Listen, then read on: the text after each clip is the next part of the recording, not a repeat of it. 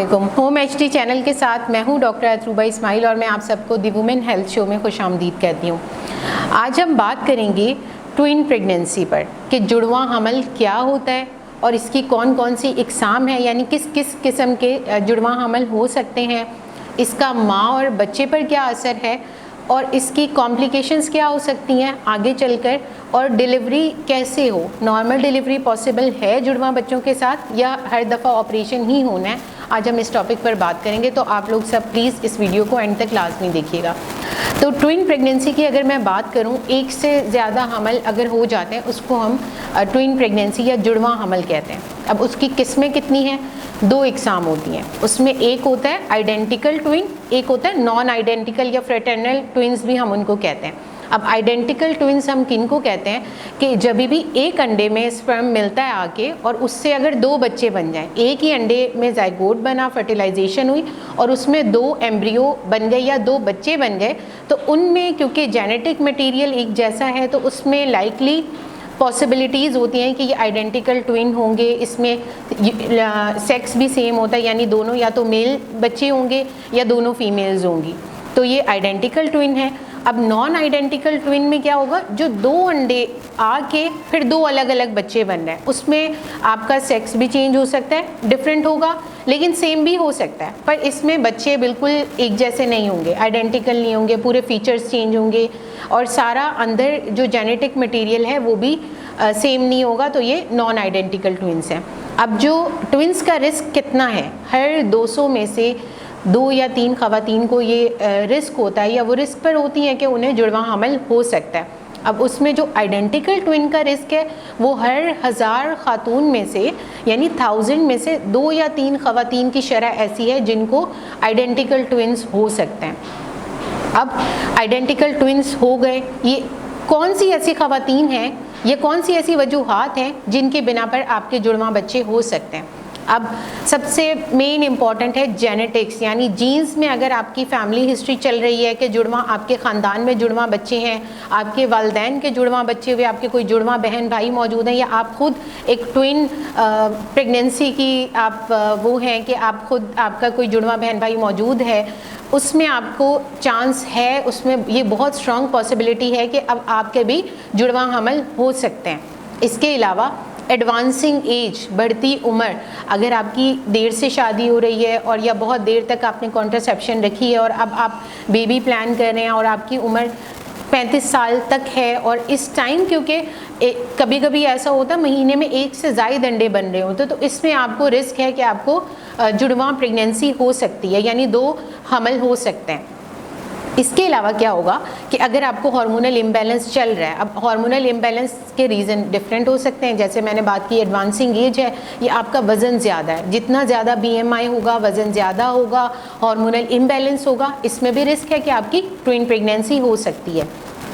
Number 3 क्या हुआ कि कुछ मेडिसिन्स का यूज़ है, क्योंकि आजकल इनफर्टिलिटी एक बहुत ही ज़्यादा फैल गया हमारे माशरे में, बहुत ज़्यादा लोग बांझपन का शिकार हैं। उसमें क्या होता है, जब हमारे पास आते हैं मरीज़ तशरीफ़ लाते हैं और हम उनको जब इनफर्टिलिटी का ट्रीटमेंट देते हैं तो हम आर्टिफिशियली उनके अंडे तैयार करवाते हैं। तो उसमें क्या होता है, उसमें 2 किस्म की दवाई दी जाती है, लेट्रोजोल लेजरा के नाम से बहुत ज़्यादा मेडिसिन यूज़ होती है और एक क्लोमिफेन सिट्रेट है क्लोमिट के नाम से, ये 2 गोलियाँ हम देते हैं जिससे हम आर्टिफिशियली अगर किसी को अंडों का मसला है तो हम वो अंडे तैयार करवा रहे होते हैं। उसमें क्या होता है, उसमें एक से ज़ायद अंडे हम लोग मैच्योर कराते हैं कि किसी के साथ भी स्पर्म मिले और प्रेगनेंसी हो जाए, उसमें बहुत ज़्यादा हाई चांसेस हैं कि आपको जुड़वा प्रेगनेंसी या ट्विन प्रेगनेंसी आपको हो सकती है।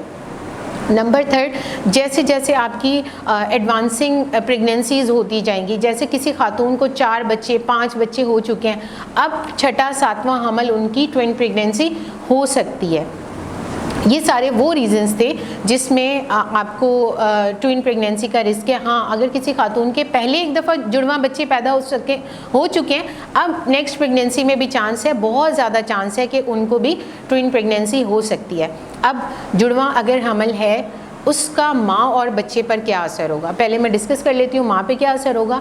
जो भी खातून ट्विन प्रेगनेंसी का शिकार है या ट्विन प्रेगनेंसी हो गई है, बहुत अच्छी बात है, लेकिन ये एक हाई रिस्क प्रेगनेंसी है। हमारे पास मरीज़ आता है, बहुत खुशी की बात होती है, चलो ठीक है ट्विन्स हैं, लेकिन एज अ डॉक्टर हम लोग थोड़ा सा अलर्ट हो जाते हैं कि ठीक है ये प्रेगनेंसी अब इनकी पेचीदा है, हाई रिस्क प्रेगनेंसी है, इसमें मॉनिटरिंग की बहुत ज़्यादा ज़रूरत है, क्योंकि हमें दोनों बच्चों को देखना होता है। ट्विन प्रेगनेंसी की कॉम्प्लिकेशन सिंगलटन प्रेगनेंसी से ज़्यादा हैं, तो इसमें हम थोड़े से अलर्ट हो जाते हैं। अब इसका माँ पे क्या रिस्क है।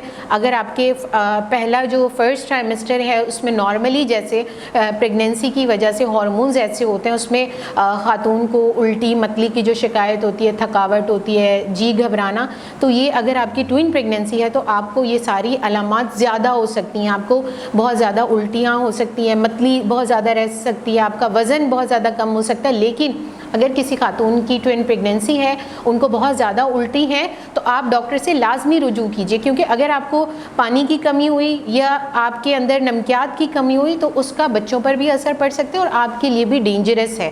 तो ये सारे सिम्टम्स बहुत ज़्यादा होंगे।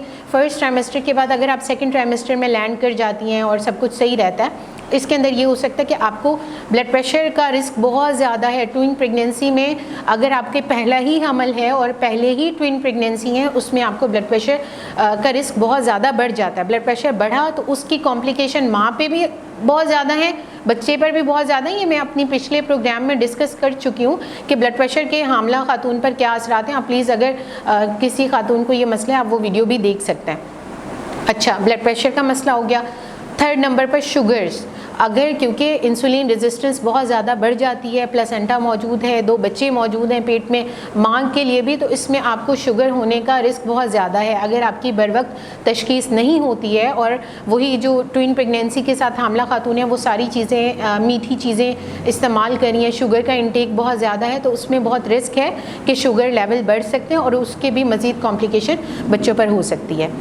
अच्छा, फोर्थ नंबर पे क्या हुआ, ब्लड प्रेशर, शुगर और जो सारी अलामात है, उसके बाद आपको एनीमिया का रिस्क यानी खून की कमी का रिस्क बहुत ज़्यादा है।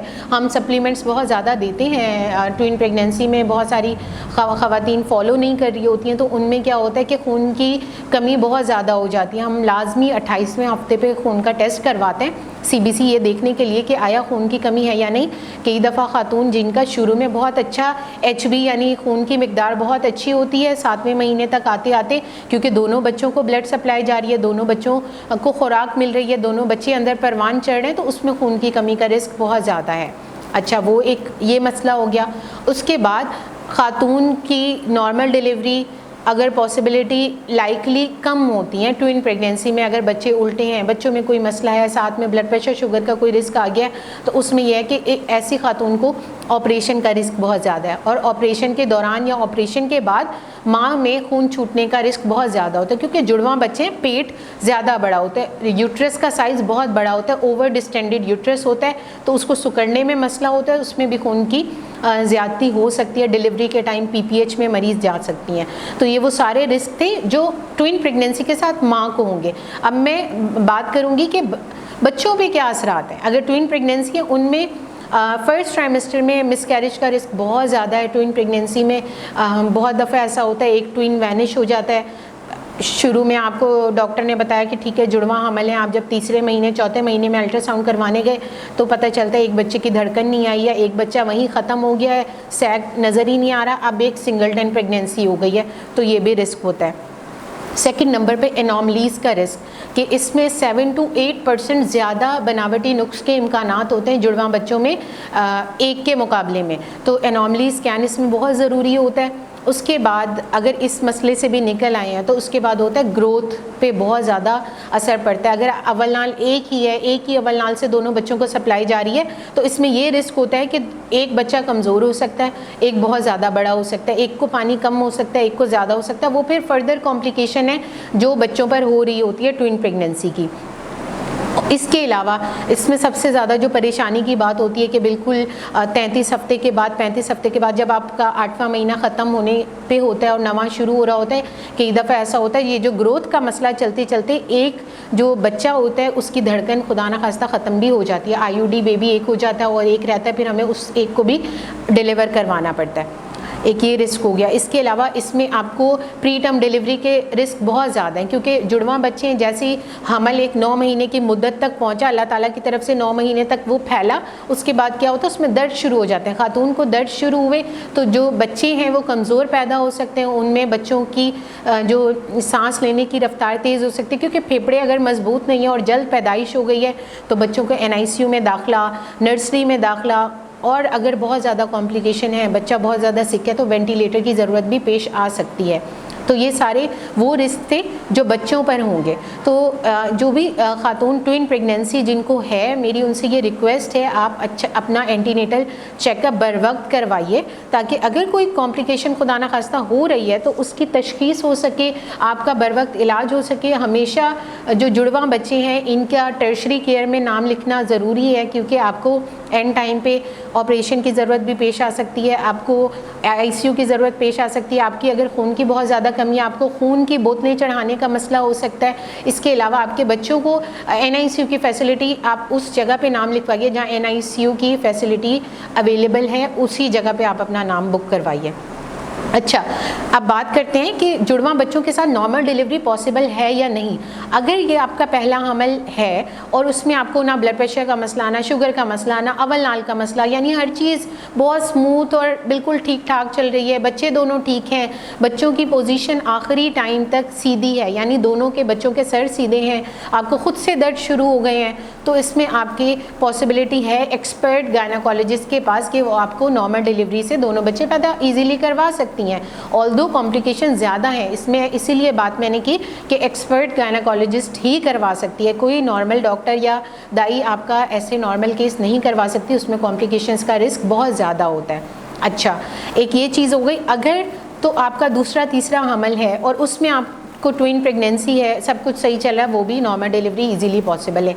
नॉर्मल डिलीवरी के लिए अगर किसी का टाइम पूरा हो गया है, इसमें हम मसनूई दर्द दिलवाते हुए हम थोड़ा सा झिझकते हैं या हम अवॉइड करते हैं, क्योंकि इसमें यूट्रस का साइज़ बहुत बड़ा है, इंडक्शन इसमें बहुत ज़्यादा कामयाब नहीं होती, सक्सेसफुल नहीं होती, बच्चे भी रिस्क पर होते हैं, एक बच्चे का आउटकम अच्छा निकल आता है, दूसरे के लिए फिर एमरजेंसी में ऑपरेशन करना पड़ जाता है और बच्चे फिर NICU में लैंड अप होते हैं या फिर सर्वाइव नहीं कर पाते, तो वो एक बहुत ज़्यादा ट्रॉमेटिक होता है और परेशानी की बात है, तो इसीलिए अवॉइड करते हैं। उसमें अगर आपको नेचुरल पेन स्टार्ट हो गए तो नॉर्मल डिलीवरी हो सकती है, लेकिन अगर आपका पहला हमल है, साथ में ब्लड प्रेशर शुगर है या ऐसा कोई मसला भी नहीं है, आपका सब कुछ सही चल रहा है, लेकिन आपके बच्चों की पोजीशन, पहला बच्चा जो लीडिंग ट्विन होता है, जो आगे की तरफ होता है बच्चेदानी के मुंह के ऊपर, अगर वो आपका जो बच्चा है उसकी पोजीशन उल्टी है, वो ब्रीच है या उसकी टांग है या वो आड़ा है, उसमें कभी भी नॉर्मल डिलीवरी कोई भी डॉक्टर नहीं करवाती। उसमें आपका इलेक्टिव सिजेरियन प्लान होता है, पहले आपको बच्चे फेफड़े मजबूती का टीका लगाते हैं, फिर आपका ऑपरेशन प्लान किया जाता है और फिर इस तरीके से ऑपरेशन के ज़रिए आपके बच्चों को पैदा करवाया जाता है। तो वैसे ज़्यादातर जुड़वां बच्चों में ऑपरेशन की तरफ ही डॉक्टर जाती हैं। अगर सारी फैसिलिटीज़ मौजूद नहीं है तो डॉक्टर कहती हैं कि चलो सेफ़ डिलीवरी की तरफ जाते हैं। ऑल्दो माँ के लिए ज़ाहिर है ऑपरेशन होना उसकी अलग कॉम्प्लिकेशंस हैं, लेकिन दोनों बच्चों को मद्देनज़र रखते हुए, हर चीज़ को देखते हुए फिर ये ऑपरेशन का फ़ैसला किया जाता है। आई होप आप सबको ये वीडियो बहुत पसंद आएगी। नेक्स्ट वीडियो में इंशाल्लाह हम बात करेंगे कि अगर आपको ट्विन प्रेगनेंसी है तो आपने इसको कैसे लेके चलना है, कि कब कब अल्ट्रासाउंड होने चाहिए, कब खून टेस्ट होने चाहिए, कब डॉक्टर को दिखाना चाहिए, इस सब पर हम इंशाल्लाह नेक्स्ट वीडियो में बात करेंगे। Thank you so much. अल्लाह हाफिज़।